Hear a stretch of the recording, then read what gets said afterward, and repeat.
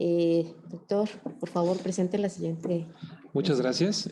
Para terminar este bloque de ponencias, lo que tenemos es ahora un simposio y abordará el tema de trastornos mentales y COVID-19, nueva sindemia crónica.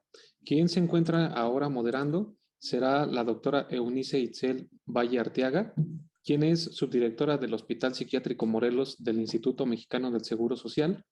Ella es médica cirujana con especialidad en psiquiatría. Cuenta con un diplomado en Psicología Aeronáutica y Factores Humanos y Desarrollo Gerencial y es médico psiquiatra en el Hospital Regional de Psiquiatría Morelos. Es jefa del Departamento Clínico de la Unidad Médica de Alta Especialidad. Bienvenida, doctora. Adelante, por favor. Hola, muchísimas gracias. Desde el principio de la pandemia, muchos profesionales de la salud nos hemos referido a la cascada de eventos que desencadenó como un fenómeno biopsicosocial. Sin embargo, a casi 2 años de su inicio, este enfoque comienza a tomar relevancia con el término sindemia, que es sinergia más pandemia, y se define como 2 o más enfermedades que existen en un mismo tiempo y lugar, que por sí mismas son capaces de causar daños importantes. Sin embargo, unidas y asociadas además a condiciones sociales, revelan complejas interacciones biológicas y comunitarias que potencian sus efectos perjudiciales sobre la salud. Estas van a ser determinantes en el pronóstico, tratamiento, establecimiento de políticas sanitarias e incluso, como ya lo hemos experimentado, toma de decisiones de relevancia mundial que incluyen cuestiones económicas, políticas, ecológicas y en materia social. Para ayudarnos a comprender la repercusión y la relación del COVID-19 sobre los trastornos mentales en esta sindemia, contamos con un extraordinario panel de expertos conformado por la doctora Leticia Silvela Coloma, MHPSS Consultant de la OMS Madrid, consultora de salud mental de la Organización Panamericana de la Salud para Latinoamérica y coordinadora de la Comisión Española de Ayuda al Refugiado. También contamos con la doctora Cintia Zavala Gaete, médico psiquiatra y especialista en salud pública, psicoterapia y cuenta con maestría en políticas públicas por el London School of Economics. Es la jefa del Departamento de Salud Mental del Ministerio de Salud de Chile y cuenta con una sólida trayectoria en líneas de investigación en salud mental, políticas públicas, pobreza y exclusión social.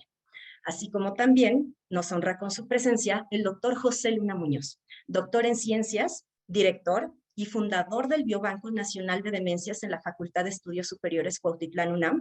Pertenece también al Sistema Nacional de Investigadores con nivel 2 y es también investigador honorario en la Carrera Nacional de Investigadores de la República Dominicana y asesor científico de su Banco Nacional de Cerebros. Podemos empezar con la doctora Cintia, si así les parece. Bueno, primero que nada, muchas gracias por la invitación. Buenas tardes a todos y todas. Yo les voy a mostrar una pequeña presentación, en el fondo, un poco en la línea de lo que se hablaba inicialmente, tratando de reflejar la manera en la cual hemos vivido y enfrentado desde una perspectiva de salud mental la pandemia aquí en Chile. Lo primero, en términos de diagnóstico de situación, evidentemente que en las condiciones actuales la posibilidad de hacer estudios de campo de prevalencia de trastornos mentales es difícil, pero contamos con un estudio en el fondo que realizaron una mutualidad y una universidad en conjunto, con una muestra más o menos de 1.500 personas que ha sido longitudinal en el tiempo. Julio del 2020, que para nosotros fue un minuto de cuarentena muy intensa. Noviembre del 2020, que fue un minuto en que las cuarentenas se fueron liberando, y abril del 2021, en que nuevamente se iniciaron las cuarentenas. Que fue mirando algunos datos que, si bien no son de trastorno, no va a medir trastorno, muestran la variación en la autopercepción de salud mental de las personas. Yo no les voy a mostrar en extenso la presentación, pero la mayoría de las personas, en el fondo sobre un 70% de las personas, consideran que su vida post-COVID es bastante diferente, completamente diferente a su vida previa al COVID. Y eso se ve particularmente exacerbado en las épocas de cuarentenas más intensas. La percepción de soledad, especialmente en personas en grupos etarios digamos, laborales, ¿cierto? Entre 45 y 54 años es bien alta, es mayor en las personas sin empleo y en aquellos que han tenido una caída significativa de los ingresos y deuda. Personas con niveles educacionales más bajos también percibieron mayor soledad, lo que probablemente es reflejo de cómo esta pandemia, al igual que la mayoría de los problemas de salud, también golpea desigualmente a los distintos estratos económicos, o sea, los determinantes sociales para patologías infectocontagiosas como estas también son muy potentes. En relación al estado de ánimo, ¿cierto? La mayoría de las personas, casi un 50%, consideraban que su ánimo era peor o mucho peor que previo a la pandemia.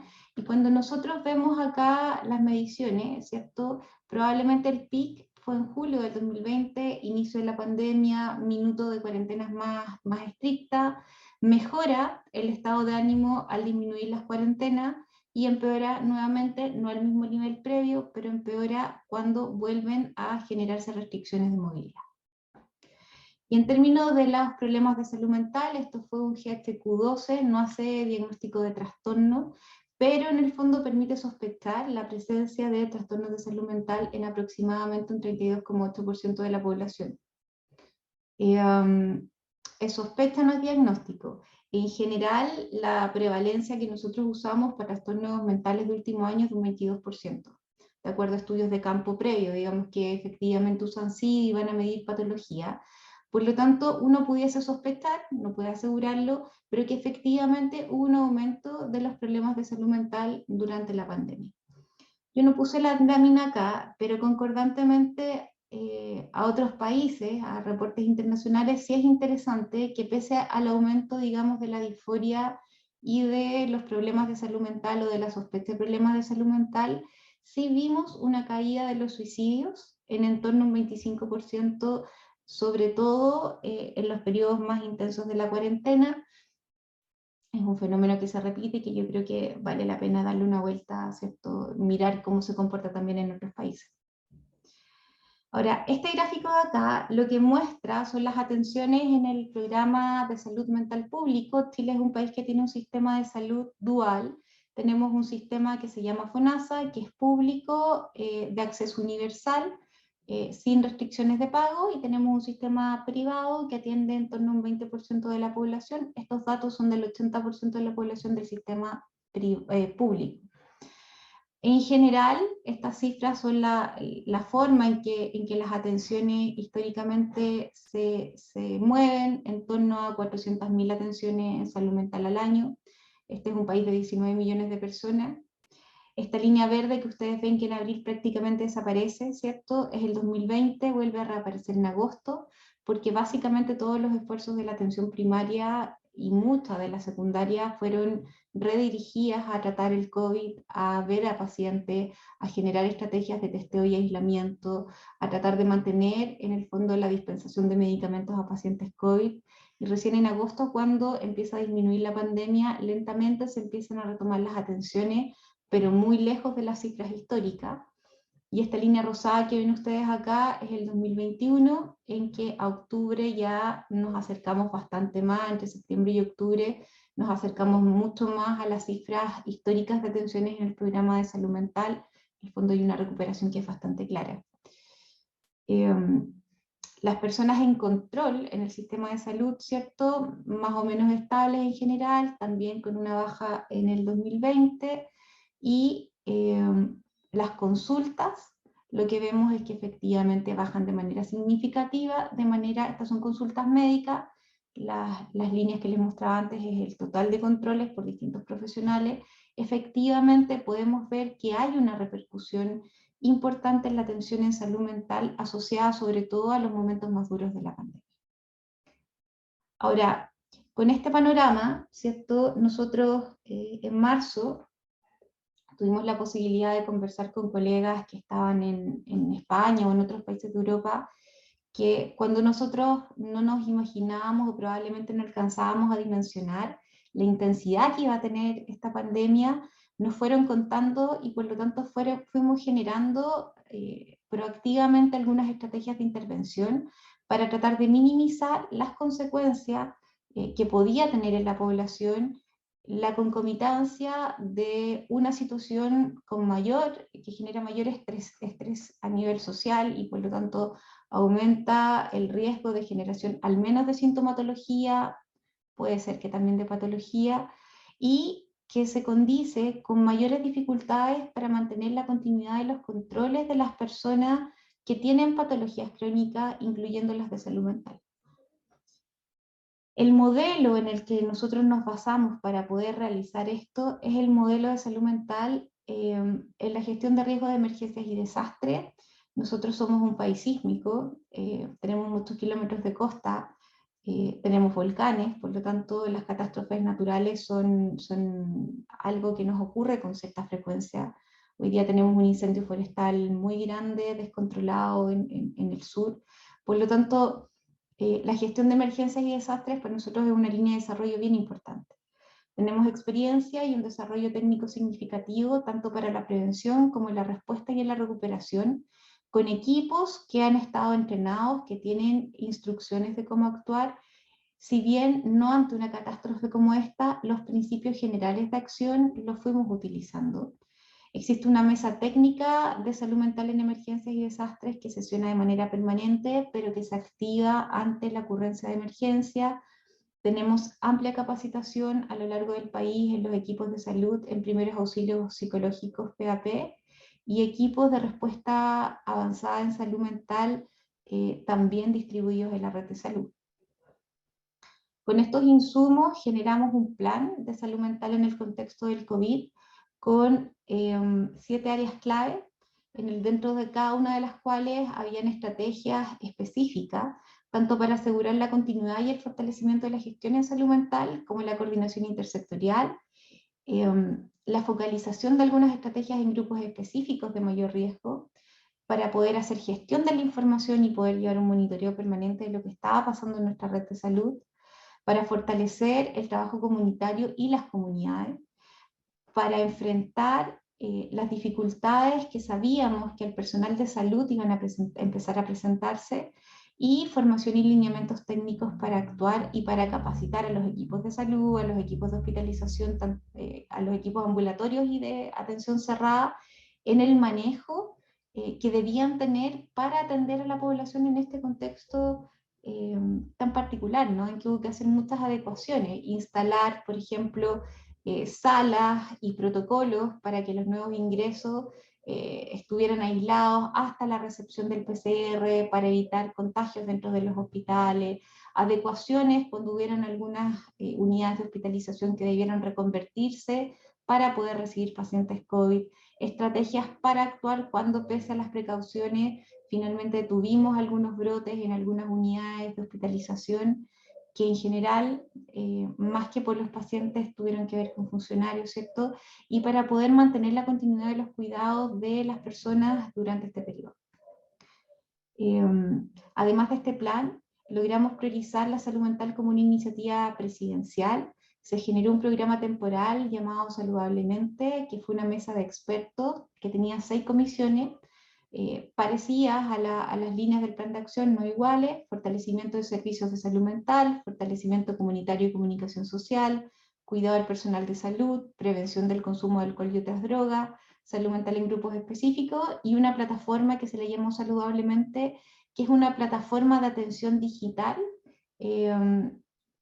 para salud mental. Entonces, de este grupo se fueron pudiendo sacar distintas recomendaciones y generar distintas estrategias que nos permitieron afrontar la pandemia, intentando minimizar las consecuencias tanto en la salud mental como en la continuidad del cuidado de manera importante. Y es interesante que en esta mesa de trabajo fue bien ecléctica. Hubieron representantes tanto de la academia como de sociedades científicas, de organizaciones de la sociedad civil, del parlamento, sectores de gobierno, pero también expertos por experiencia y asociaciones de usuarios y familiares. Y si yo tuviera que resumir, ¿cierto?, cuáles son los principales aprendizajes y desafíos en un minuto en que la pandemia no ha terminado, pero que evidentemente es distinto al minuto inicial. Tenemos casi 2 años, un año 7 u 8 meses ya de pandemia. No estamos en el minuto 1, no hemos terminado, pero sí podemos mirar lo que ha pasado y aprender algunas lecciones. La primera es que es necesaria la abogacía y lograr que exista una priorización explícita de la salud mental a nivel de gobierno. O sea, eso es necesario para poder alinear los esfuerzos en ese sentido. Y esa priorización explícita debe ir de la mano de un aumento de la inversión en salud mental. El sector salud en general ha tenido que aumentar su inversión en este contexto y la salud mental es parte de la salud, por lo tanto también debe ser considerada en ello. La otra cosa que es bien importante tiene que ver con el fortalecimiento de la capacidad de trabajo intersectorial coordinado, porque el trabajo con el sector educación sobre todo, pero también con el sector trabajo, con el sector vivienda, con transporte, con justicia, es bien importante para poder generar sinergias que nos permitan mejorar la salud mental y disminuir las consecuencias que puede tener en las personas. Probablemente la cuarta lección bien importante es que hubo que implementar estrategias remotas muy rápidamente. Probablemente si uno tuviera que sacar alguna lección positiva de la pandemia, una de ellas sería que avanzamos en muy poco tiempo, muchos años, en términos de la instalación de estrategias remotas, tanto teleasistencia como teleconsultorías entre los equipos de atención secundaria y primaria, pero también en el desarrollo de recetas digitalizadas, licencias médicas digitalizadas y plataformas virtuales. Y probablemente ese es un trabajo que es importante poder profundizar, y no solamente en términos de la atención de salud mental, sino también en términos de educación y promoción. La quinta lección, diría yo, es la importancia de la implementación de estrategias específicas para abordar la salud mental del personal de salud. El personal de salud ha tenido una carga altísima, en el cual se juntan tanto sus propias vivencias con estresores que se generan fuertemente en el lugar de trabajo. Por lo tanto, implementar estrategias a nivel organizacional para mejorar y para poder apoyarlos en este proceso es bien importante. Y por último, ¿cierto?, el desarrollo de políticas, planes y programas en el contexto de pandemia con foco en las poblaciones más vulnerables que no podemos dejar de lado y que probablemente si no desarrollamos estas estrategias focalizadas no van a lograr beneficiarse adecuadamente del resto. Por ejemplo, para el manejo de niños, niñas y adolescentes o adultos mayores a través de estrategias remotas, efectivamente necesitamos poder generar apoyos adicionales para que puedan beneficiarse de estos adelantos, porque si no es posible que no logren hacerlo adecuadamente. Así que justo en el tiempo que me dieron, muchas gracias. Perfectísimo. Pues muchísimas gracias, doctora. Muy importante la información. Y ahora sí, una disculpa, doctora Silvela, fui yo la que se confundió en el orden. Continuamos. Nada, nada, me pillaste desprevenida y además a veces con una super tecnología, un ordenador nuevísimo, buenísimo, que no soy capaz de compartir pantalla, pero mi colega Carmen Martínez lo va a hacer por mí, así que muchísimas gracias. Gracias a todos por vuestra paciencia, por su paciencia. Y yo, bueno, al título de esta ponencia o este simposio de trastornos mentales y COVID-19, nueva sindemia crónica, pues voy a centrarme, antes la colega Carmen estuvo hablando más de todos los temas de salud pública y de todo el sistema de recuperación. Yo me voy a centrar más en las manifestaciones mentales y neurológicas de la COVID-19, antes, durante, y cómo abordar quizá esta nueva sindemia. Gracias, Carmen. La siguiente. Vale.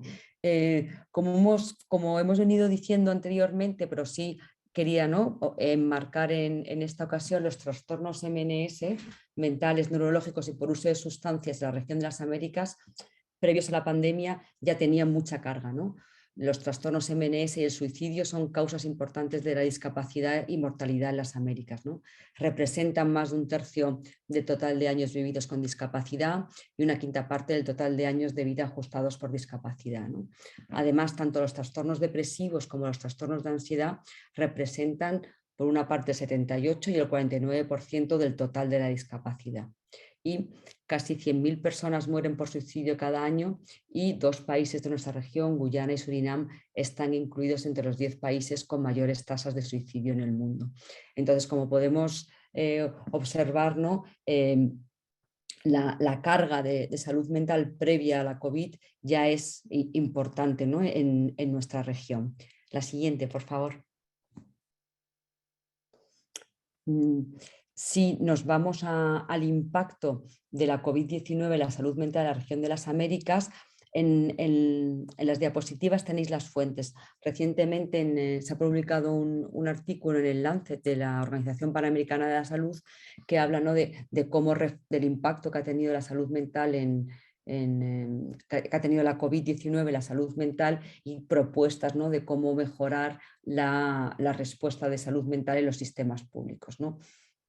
Entonces, todas estas fuentes están en este artículo y todos los datos y todos los estudios informan que ha habido un empeoramiento de la salud mental de las poblaciones de los países. Uno de los estudios realizados en México documentó síntomas de estrés postraumático clínicamente significativos en el 28% de la población estudiada. Las tasas más altas de síntomas de salud mental fueron reportadas por las mujeres, por personas menores de 35 años, por personas en condiciones de salud mental preexistentes y por personas de nivel económico y educativo más bajo, ¿no? Las personas infectadas y que se están recuperando de la COVID-19 presentan altas tasas de problemas de salud mental. En las personas sin antecedentes psiquiátricos, el diagnóstico de COVID-19 se ha asociado con una mayor incidencia de un primer diagnóstico psiquiátrico en los siguientes de 14 a 90 días. Ha habido, ¿no? una tasa de incidencia más alta para los trastornos de ansiedad, el insomnio y la demencia, y la incidencia estimada de un diagnóstico neurológico psiquiátrico en los 6 meses siguientes a la infección por COVID-19 fue del 33%, siendo la primera vez que recibía un diagnóstico de este tipo, ¿no? Y lógicamente, ¿no? los riesgos de trastornos de salud mental neurológicos y por uso de sustancias han sido mayores en personas con diagnóstico grave por COVID-19, ¿no? Entonces, por un lado tenemos que antes de la pandemia la región de las Américas ya sufría, ¿no? una carga alta de trastorno de salud mental, que la COVID-19 está teniendo un impacto bastante grande en la salud mental de todo el mundo y también en nuestra región, en la región de las Américas, y todo esto, bueno, pues hace que aumenten los trastornos de salud mental. Además, la siguiente, por favor. Además, la siguiente diapositiva. Bueno, además hay un documento de la OMS-OPS que se llama el manejo clínico, ¿no? Aquí tienen la fuente, el manejo clínico de los síntomas neurológicos y mentales de la COVID-19, que es un poco en lo que yo hoy me quería detener con ustedes, ¿no? En toda la sintomatología neurológica y de salud mental asociada a la COVID-19. Esta primera diapositiva nos muestra más las manifestaciones más neurológicas, ¿no? Por una parte las del sistema nervioso central, como dolor de cabeza, delirium, accidentes cerebrovasculares, meningitis, cambios cognitivos, por ejemplo, síndrome de disejecutivo, también alteraciones en el sistema nervioso perifónico, como anosmia, como el síndrome de Guillain-Barré, como polineuritis craneal y también sistema musculoesquelético, ¿no? como las mialgias, las paresias, atonías. Entonces, aquí tenemos todo un cuadro de manifestaciones neurológicas en COVID-19. La siguiente, por favor. Muchísimas gracias. Entonces, dentro de las manifestaciones asociadas y reportadas en salud mental, una de ellas bastante frecuente es el delirium, ¿no?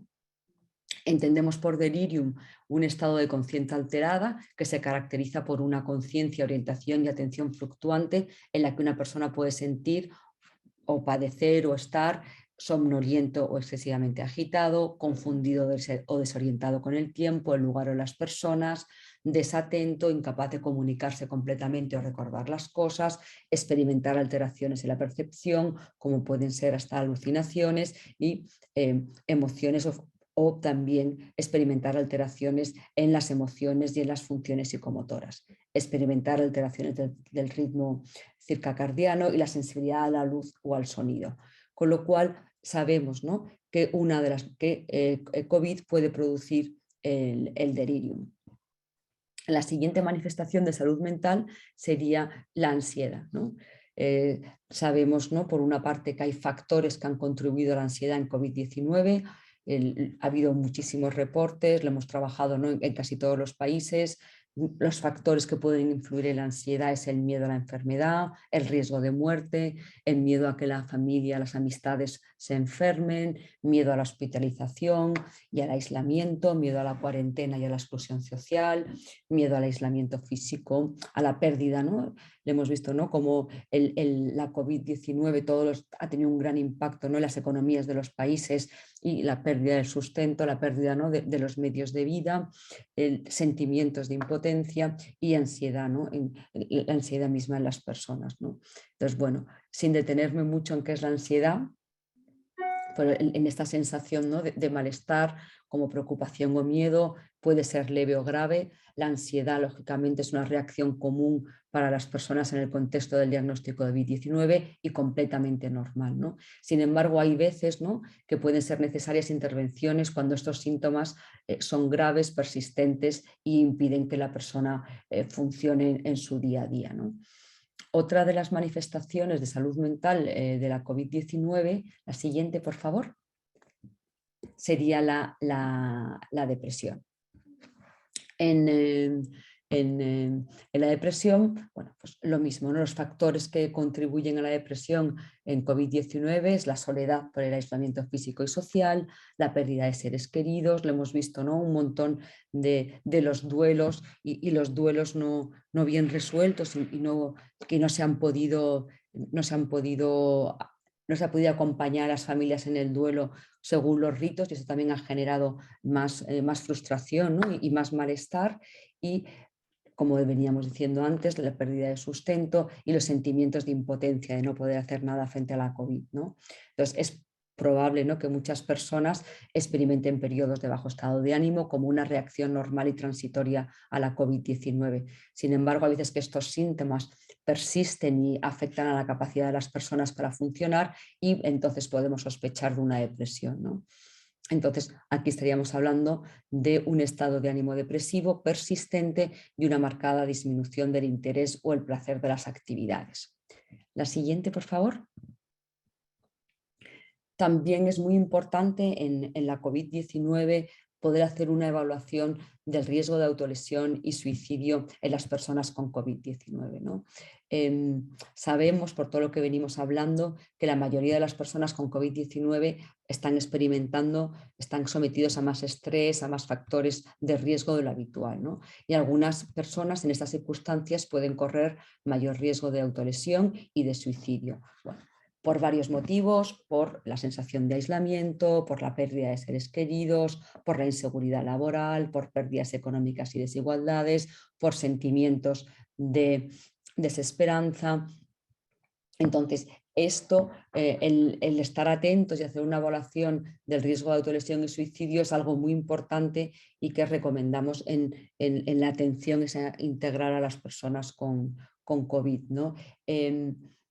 Es importante también señalar que, como veníamos hablando antes, ¿no?, de esta condición de post-COVID, de un COVID mantenido en tiempo, ¿no?, que a veces va asociado a síntomas como se han descrito de fatiga y de fatiga crónica, también destacar que el dolor crónico y ciertas condiciones mentales neurológicas y por uso de sustancias también son factores de riesgo adicionales para la autolesión y el suicidio. Entonces yo creo que es importante estar atento, ¿no?, a este tema de la evaluación del riesgo de suicidio.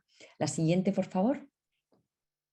Muy bien. Entonces, aquí, a modo de resumen, ¿no?, las principales condiciones de salud mental neurológicas y por uso de sustancias asociadas a la COVID serían el delirium, la ansiedad, la depresión y el riesgo de autolesión y suicidio. También está muy asociado la pérdida, ¿no?, las alteraciones en el sueño, que justo en esta diapositiva no está, pero también quería destacarlo, ¿no? Entonces, por una parte, todos los síntomas, ¿no?, de estar confundido, desorientado, desatento, todos los síntomas de preocupaciones excesivas o miedos intensos, la tristeza persistente y los cambios, ¿no?, en el apetito, en el sueño, la pérdida de interés y la posibilidad de desesperación y desesperanza extrema que puede llevar a planes o ideas de autolesión y de suicidio. Entonces, si seguimos, la siguiente, por favor. Como ideas clave, ¿no?, de los trastornos de salud mental asociados a la COVID, destacar que el delirium es común en las personas con COVID-19, que existen múltiples estrategias para prevenir el delirium y que si ocurre delirium debe tratarse de inmediato, ¿no?, como una emergencia neurológica con medicación y con atención inmediata. Que todas las personas con COVID-19 deben recibir apoyo psicosocial básico. Hay muchos manuales, ¿no?, y que el apoyo psicosocial tiene que estar integrado dentro del manejo clínico de la COVID-19, que muchas personas con COVID-19 van a experimentar ansiedad, depresión y problemas para dormir y que estos síntomas deben abordarse primeramente con intervenciones de apoyo psicosocial y psicológico antes de recurrir a los medicamentos y que es muy importante, como veníamos diciendo, poder evaluar el riesgo de autolesión y suicidio en personas con COVID-19. La siguiente, por favor.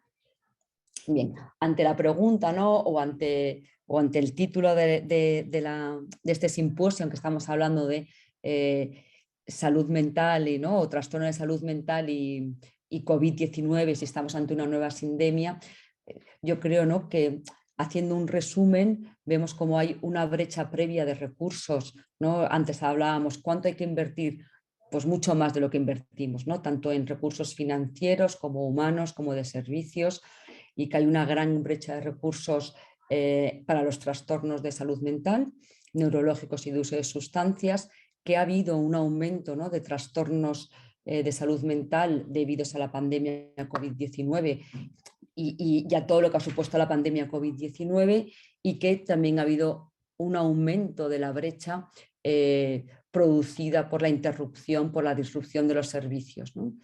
Y que, bueno, pues que para que esta sindemia no se dé y que podamos abordarla y podamos recuperarnos lo antes posible, que es importante, ¿no?, que los países refuercen su respuesta de salud mental a la COVID-19, pues adoptando medidas para ampliar los servicios de salud mental y apoyo psicosocial para todos, para llegar a las poblaciones que sabemos que están más marginadas y que están en riesgo, para volver a crear mejores sistemas de servicios de salud mental para el periodo pospandémico, y lo que veníamos comentando antes también, la importancia, ¿no?, de integrar salud mental en la atención primaria y en los servicios comunitarios. Y yo creo que de mi parte, ¿no?, eso sería todo, este breve resumen y estas ¿no?, últimas reflexiones que creo que son importantes. Muchísimas gracias y quedo atenta a cualquier pregunta. Gracias. Doctora, muchísimas gracias por su información y la relación de la sintomatología neuropsiquiátrica por COVID-19. Todavía existen muchas personas que le siguen conceptualizando como una enfermedad predominantemente respiratoria. Y continuamos ahora con el doctor José Luna Muñoz. Adelante, doctor. Muchas gracias. Muchas gracias por la invitación. Sobre todo yo voy a hablar un poquito diferente y la aplicación de esto, ¿no? Precisamente de lo que es el COVID, ¿no? De la neuropatología de COVID. Normalmente se ha enfocado principalmente a lo que es la atención y cuidado del paciente en proceso de lo que es la patología de COVID-19, ¿no? Sobre todo también los trastornos que están enfocados precisamente a todos estos cambios que está sucediendo el paciente post-COVID, ¿no? Y sobre todo hablando también prácticamente de las alteraciones asociadas precisamente a lo que es la psique de la persona, ¿no? Sin embargo, también es muy importante que nosotros podamos ver qué es necesario ver qué está ocurriendo precisamente en el sistema nervioso central, ¿no? En el sistema nervioso central, pues obviamente, donde están controlando todo, prácticamente todos nuestros órganos, ¿no? De ahí ya a prácticamente 2 años de que se expresó esta enfermedad del COVID-19, pues obviamente hemos tenido una gran cantidad de millones de personas que han sido contagiadas con este virus, ¿no? Y que generalmente, como lo decía hace un momento la doctora Eunice, que finalmente siempre han estado favoreciendo o teniendo el concepto que el COVID-19 es un síndrome respiratorio, ¿no? Sin embargo, a la larga del tiempo hemos podido observar que realmente esta afección de sistema de las vías respiratorias no nada más está involucrado en este proceso de este SARS-CoV-2, ¿no? De esta infección. Esto va a generar obviamente un trastorno hacia las vías respiratorias, pero que finalmente va a ser considerarse un trastorno multisistémico, ¿no? Que está generando un proceso de inflamación y que esto realmente, esta tormenta de citocinas y de interleucinas que se están presentando en el cuerpo, pues es lo que lleva finalmente al fallecimiento de la persona, ¿no? Dentro de esto, ya el SARS-CoV-2 ya realmente es un virus que ya afecta a toda la población, ya no, con estas nuevas cepas que han mutado, este virus pues, obviamente ha sido más eficiente el contagio de una persona a otra, ¿no? Y obviamente también el SARS-CoV-2 pues, obviamente está favoreciendo esta resistencia precisamente de acuerdo a la salud de las personas, ¿no? Sabemos también que nosotros, por ejemplo, en América Latina, en México, tenemos unos factores de riesgo muy importantes. Dentro de ellos, obviamente, va a ser la complicación que puede estar implicada precisamente con esta infección del SARS-CoV-2, ¿no? Esta infección, pues obviamente, el tener estas afecciones, pues obviamente, o estos factores de riesgo, pues obviamente van a llevar a un trastorno mucho más desagradable que puede llegar principalmente al fallecimiento de la persona, ¿no? Dentro de este proceso de infección del COVID-19, como les comentaba, esto lo están tratando finalmente como una afección pulmonar. Sin embargo, este proceso de inflamación puede llegar a llevar a la persona a la muerte. Sin embargo, también hay una gran población de estas personas que han sido contagiadas con este virus del SARS-CoV-2 que pueden sobrevivir, ¿no? Pero ¿qué está pasando realmente en el cuerpo, en el sistema de la persona, ¿no? Dentro de las causas inmediatas del fallecimiento de la persona por este COVID-19, pues es una insuficiencia cardiopulmonar, multiorgánica, hemorragia intracraneal y obviamente embolia pulmonar. Estos son los principales efectos que puede tener precisamente el fallecimiento de la persona por COVID-19, ¿no?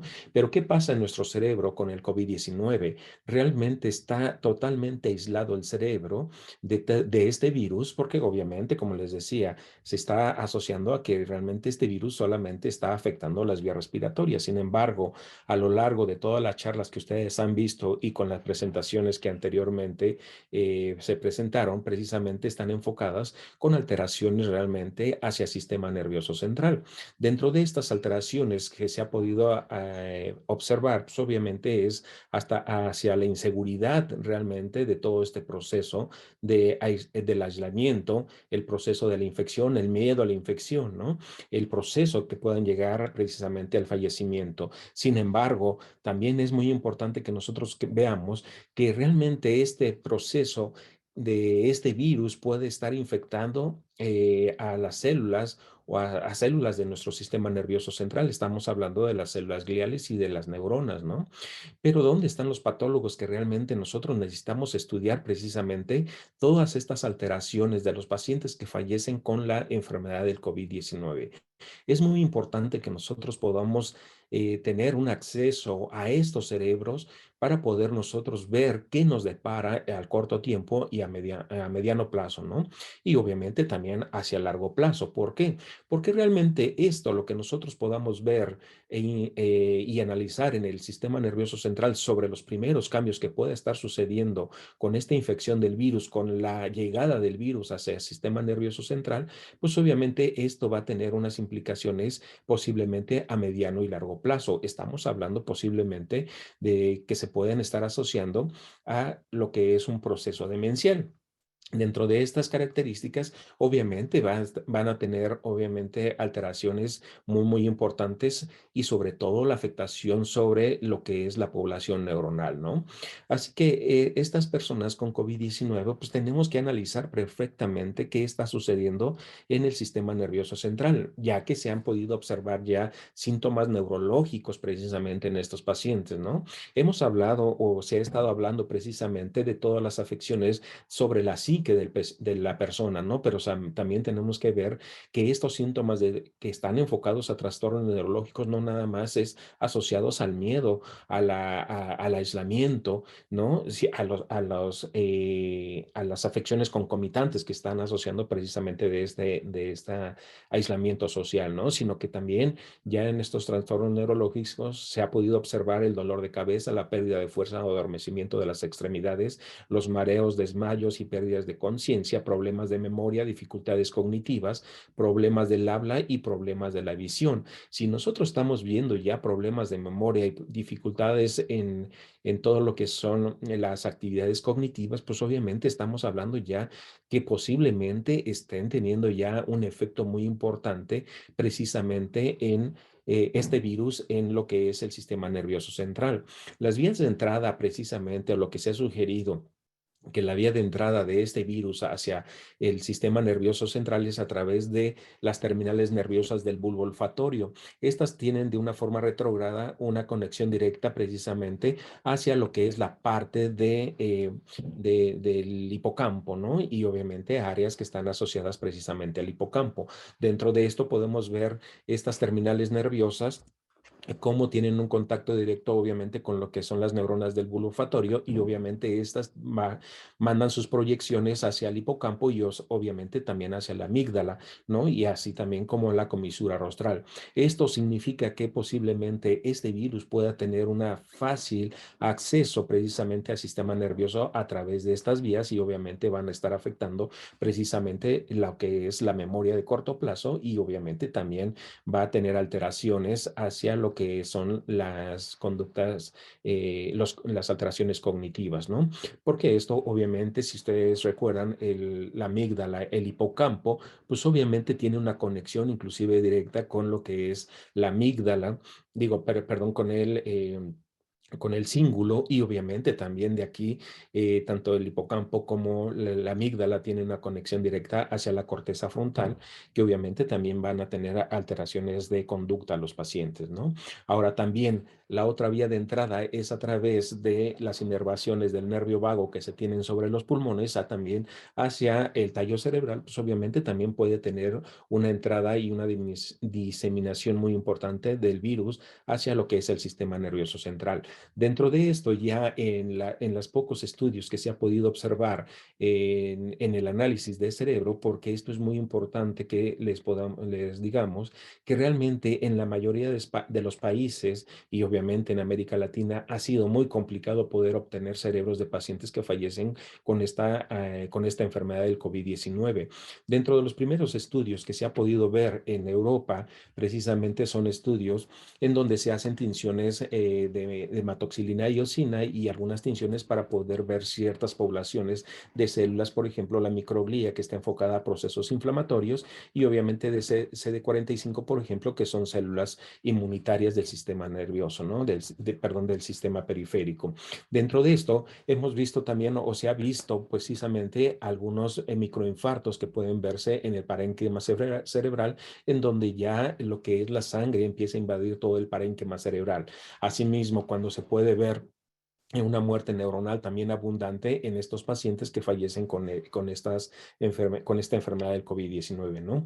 Así también hay otra población de neuronas que está enfocada precisamente al proceso de estrés que se puede observar en estos pacientes con COVID-19 y donde estamos viendo otro marcador de células microgliales y también las células astrogliales, que ambas tratan de poder reactivarse o se reactivan para poder echar a andar todo este mecanismo de procesos inflamatorios para poder contrarrestar toda la actividad de este virus. Aún todavía no se puede ver una gran de este virus en el sistema nervioso central, pero pues obviamente ya esta gran actividad que nosotros estamos viendo está hablando precisamente de esto, ¿no? Ahora bien, dentro de esto podemos echar a andar también que se han podido ver una gran cantidad que ustedes están viendo en estos cortes coronales, una gran cantidad de estos microinfartos que están en toda la periferia del cerebro, y esto obviamente va a generar daños muy importantes, sobre todo procesos inflamatorios, siendo así también que la otra vía de entrada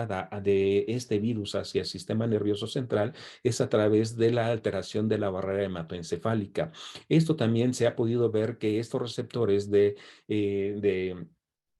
ACE2, pues obviamente que son los receptores para poder tener una captación de este virus hacia las células, también se ha encontrado en células endoteliales, y esto obviamente al tener una facilidad de que el virus pueda infectar precisamente a las células endoteliales, pues obviamente va a afectar precisamente a esta alteración de la barrera hematoencefálica, ¿no? Pero dentro de esto, lo que también se ha podido ver en algunos últimos estudios es donde ya les había comentado la presencia de células inmunológicas, de células astrogliales y células microgliales, la invasión de, obviamente, de la sangre hacia el parénquima cerebral, pero en estas derrames de parénquima cerebral inclusive se hizo una inmunodetección a través de técnicas específicas para poder evidenciar lesiones de tipo Alzheimer, como es, en este caso se pudo observar una gran acumulación de la proteína precursora de amiloide, y la proteína precursora de amiloide es una proteína que se modifica en la enfermedad de Alzheimer por una serie de proteólisis,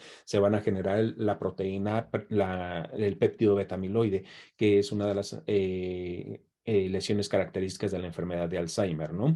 A medida que se ha ido desarrollando esta enfermedad, pues obviamente esto se han podido ya vacunar una gran población de riesgo, ¿no? Sin embargo, también tenemos que saber que esta infección no normalmente es que ya vamos a estar inmunes a la enfermedad, sino que obviamente vamos a seguir siendo factores de riesgo, pero pues obviamente los estragos que pueda generar el virus van a ser menores. Sin embargo, tenemos que tener nosotros en cuenta que tenemos que seguir precisamente con estos cuidados específicos por un gran tiempo, ¿no? A pesar de que obviamente ya se está realizando una interacción entre la población, ¿no?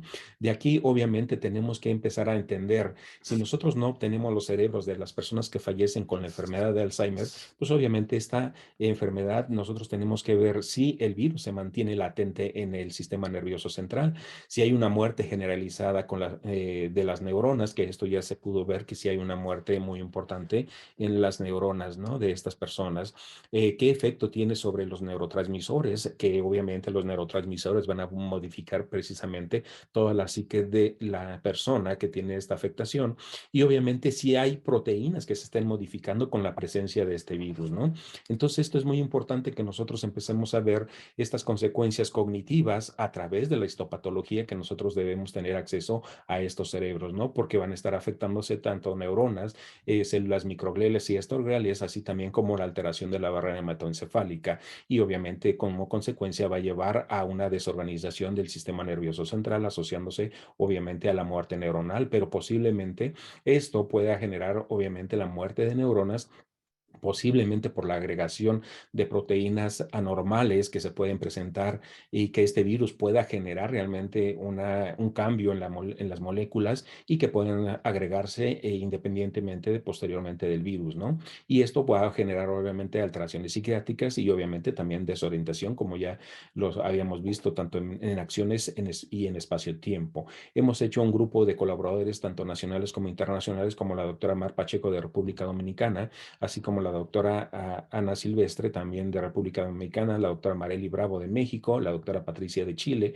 y de la doctora Connie Mejía de Perú. Estamos nosotros obviamente tratando de entender todos estos procesos neuropatológicos asociados precisamente a este virus del COVID-19 en la clínica, ¿no? Pero sobre todo tenemos que estar muy al pendiente al anexar estos cerebros, cómo van a contribuir precisamente al daño inducido por el SARS-CoV-2, y obviamente también cómo este proceso inflamatorio va a estar asociado asociado con el sistema inmunológico, ¿no? Que se está desarrollando. Uno de los virus, por ejemplo, que se han estado asociando precisamente en esto es el virus del herpes simple, que a través de ciertos estímulos térmicos se ha podido ver que hay expresión de los depósitos de amiloide beta en el hipocampo, así también como modificaciones de la proteína tau en estos casos, ¿no? Esto nos lleva precisamente a tratar de entender y sugerir que la donación de cerebros es muy importante para poder entender todos estos cambios moleculares y que nosotros, al poder favorecer esta donación de cerebros para la investigación de esta enfermedad, pues obviamente vamos a obtener también como conclusión poder preservar el cuerpo para la obtención del tejido, y esto va a poder finalmente favorecer a los familiares para que puedan llevar a cabo su proceso ritual en el fallecimiento de sus personas, de sus familiares, ¿no? Entonces, esto es muy importante que nosotros veamos que posiblemente este virus pueda cambiar alteraciones tanto de la proteína tau como amiloide beta, y que estos cambios conformacionales posteriormente a largo plazo ya no necesitamos tener el virus, sino que inclusive este proceso neurodegenerativo puede estarse dando eventos que pueden alterar precisamente a la persona y que pueden generar obviamente las alteraciones a nivel sistema nervioso central. Muchísimas gracias. Doctor Luna, agradezco infinitamente su participación y la manera en la cual nos ha llevado de la mano para comprender cómo la afección al sistema nervioso central en conjunción con la inflamación sistémica se puede relacionar prácticamente a cada una de las múltiples manifestaciones por el COVID-19. Vamos ahora a las conclusiones. ¿Existe patología mental antes, durante y después de la infección por SARS-CoV-2? Por supuesto. Es ya bien conocido el efecto que el distrés, las comorbilidades, la mala alimentación, un mal estilo de vida tienen sobre el sistema inmune y cómo cuando éste se ve afectado hay tierra fértil para la patología mental.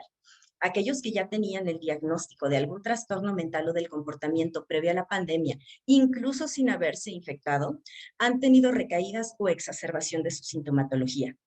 Durante la infección aguda condicionada por COVID-19, las personas sin patología mental previa pudieron cursar con alteraciones mentales y del comportamiento de manera aguda relacionadas al fenómeno inflamatorio sistémico, severidad de la enfermedad, hipoxia y desmielinización. Y entre estas tenemos delirium, encefalopatías, episodios de manía, brotes psicóticos, incluso crisis convulsivas.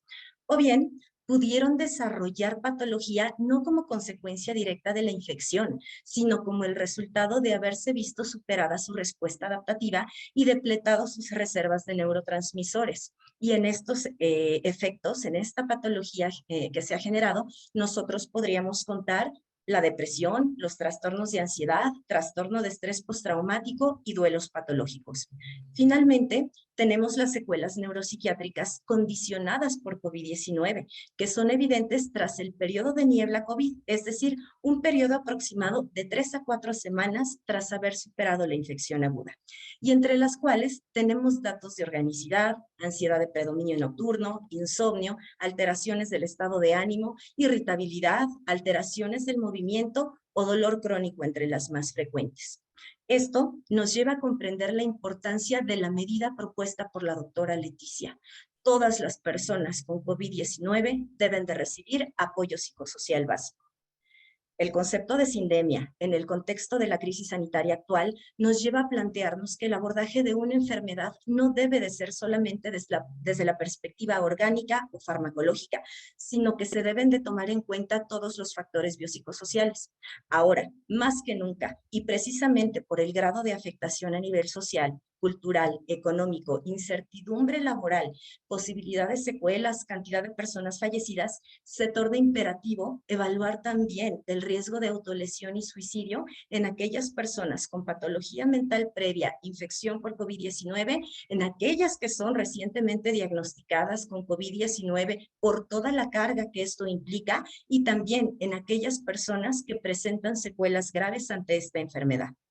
Tras casi 2 años de encarar al virus, ya contamos con información privilegiada que debiera hacernos salir de la caja, pensar más allá que la infección por el SARS-CoV-2 es una enfermedad predominantemente respiratoria y considerar que la enfermedad por COVID-19, por clínica, por los estragos ocasionados en el organismo, se asemeja más al comportamiento de una neuroinfección con claros componentes autoinmunes.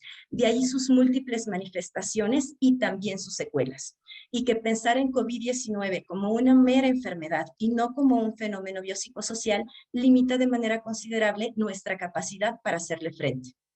En total acuerdo con lo manifestado por el doctor José Luna, si no obtenemos material de estudio, aunque esto implique la obtención del tejido de personas fallecidas, va a ser muy difícil poder determinar el daño neurológico que puede presentarse ante este virus, así como sus complicaciones a más largo plazo. Finalmente, es una enfermedad emergente, la conocemos desde hace 2 años, entonces no podemos saber todavía por cuánto tiempo van a durar las secuelas, si los tratamientos que estamos implementando van a ser efectivos al 100%, qué tanto o qué tan importante es el papel de la rehabilitación en esto.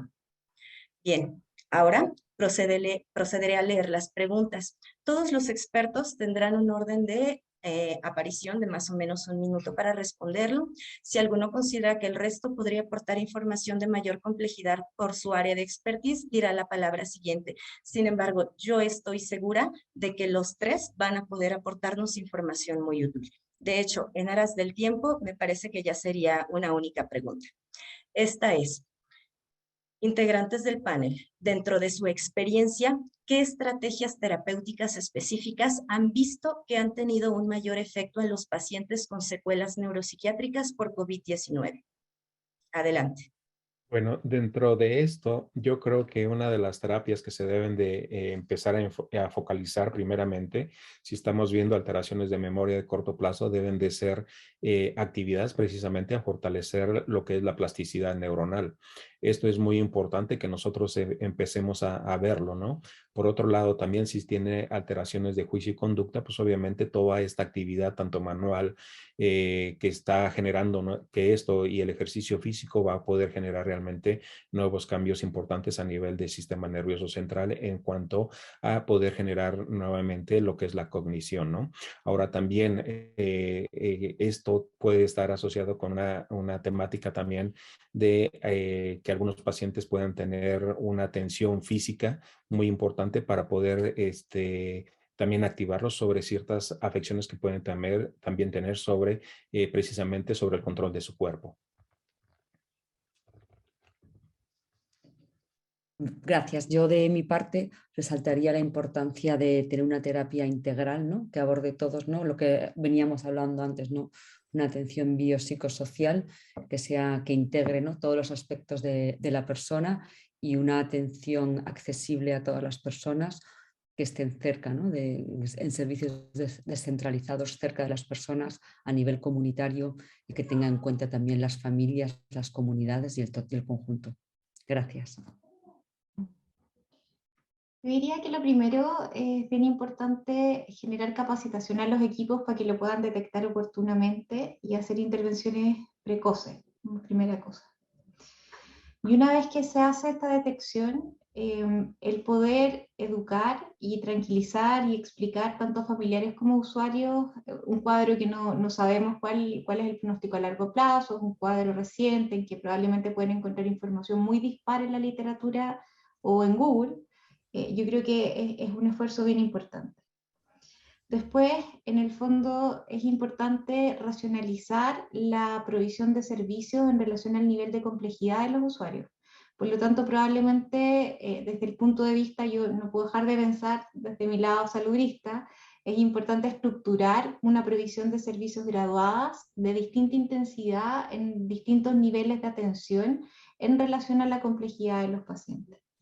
Y probablemente en este contexto, igual que en otros, ¿cierto?, estando súper de acuerdo en que las estrategias basadas en la comunidad, etcétera, son las principales, en ese nivel de atención sobre todo, a mí me parece que algo a lo que nosotros no le sacamos el suficiente provecho tiene que ver con los grupos de trabajo, con los grupos de pares. ¿Ya?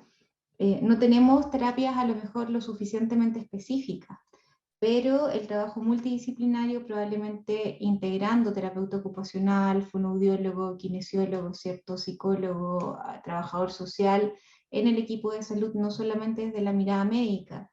y trabajando fuertemente con grupos de pares, no solamente por la importancia del grupo de pares y por la optimización de recursos, sino porque eso les permite también generar una red de apoyo que les va a ayudar con el resto de la sintomatología asociada, síntomas ansiosos, síntomas depresivos, en el contexto de esta alteración neurocognitiva. Yo diría que quizá por ahí podría ir el enfrentamiento. Perfecto, muchísimas gracias. No me queda más que agradecerle al auditorio su atención y concluir. Plantarle la cara al COVID implica toma de acciones contra las enfermedades con las que hace sinergia, exigiendo esto una nueva estrategia donde lo matemos de hambre y no solamente le enfrentemos en una batalla directa. A este punto la lucha no es solamente contra el virus, debe de ser un punto de reflexión, más que una batalla y una búsqueda de la salud a nivel mundial. Plantemos bandera y convirtámonos en aliados ante esta sindemia. Muchísimas gracias. Muchas gracias. Muchas Excelente, gracias. doctora Valle. Gracias. Muchas gracias, doctora Valle, doctora Silvela, doctora Zavala y doctor Luna.